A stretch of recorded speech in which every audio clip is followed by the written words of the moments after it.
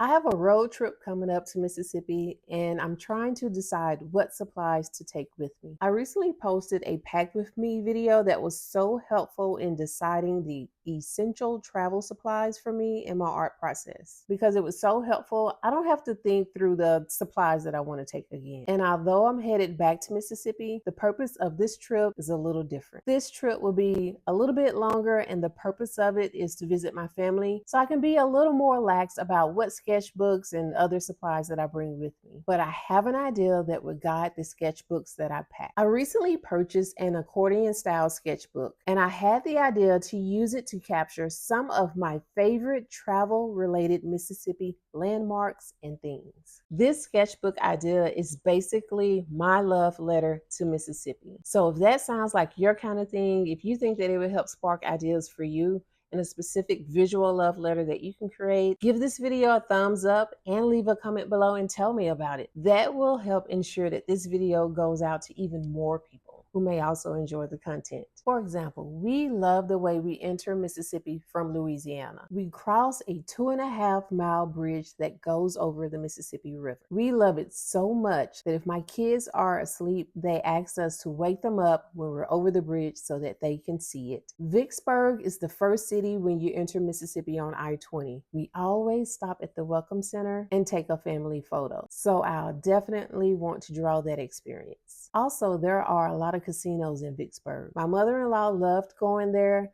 and I also have a lot of childhood memories from when my parents would take us there as a day trip from Jackson, Mississippi. So that also has to go into the sketchbook. On the way to Jackson, we drive through Clinton, Mississippi, where my family roots run deep. And when I say deep, I mean deep. At least through the early 1800s, as enslaved people, where the enslavers were board members at Mississippi College. Said enslaver was also very active in the church. Blacks and whites could not worship together at that time. My family played a role in the development of Pleasant Green Missionary Baptist Church, which was started in the basement of Mississippi College. It eventually moved into the building, the long-standing church that I know of now, that my grandmother went to, that my great-grandfather went to, lots of other family members went to, and I have memories of that place. It will go in the sketchbook. In Jackson, Mississippi, my childhood home would definitely have a place in the sketchbook. It's weird that whenever I have a dream and I'm at home in that dream, it's not the home that I currently live in now. It's not the place, the house that I grew up in as a teenager. It is this childhood house that my brain retracts the memories from whenever I dream of home.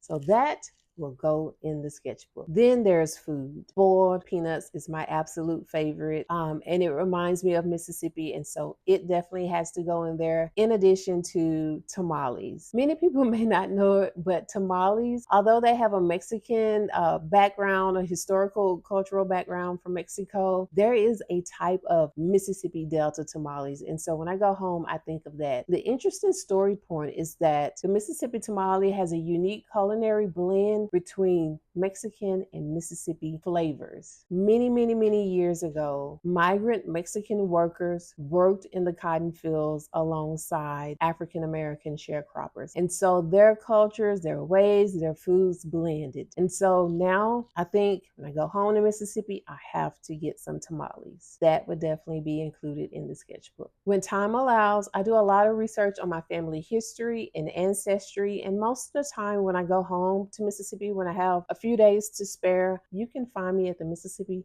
Department of Archives and History. Pulling reports, documents, and other papers is going to help advance my research on my family history.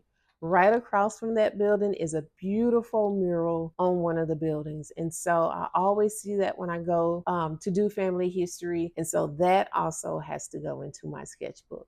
I am sure once I get there, I would think about other things that are must-haves for my sketchbook. So I'm not pressuring myself to have it all figured out before I even hit the road. I'm leaving room for those adjustments and other aha moments that may come later on. And it would be foolish of me to think that I can get all of this done within a few days while spending time with my family. I am hoping to get maybe something done, maybe start on something, have ideas on where I want certain images to be placed, and then to work on it bit by bit over time, perhaps over the next few months, until that sketchbook slowly fills and begin to tell a story about my love and my history and my background in Mississippi. And the great thing is, I'm already thinking about part two of this sketchbook project, which will focus on the people that I think of when I travel to Mississippi. So, wish me luck on these adventures, and I can't wait to hear about yours as well. See you soon.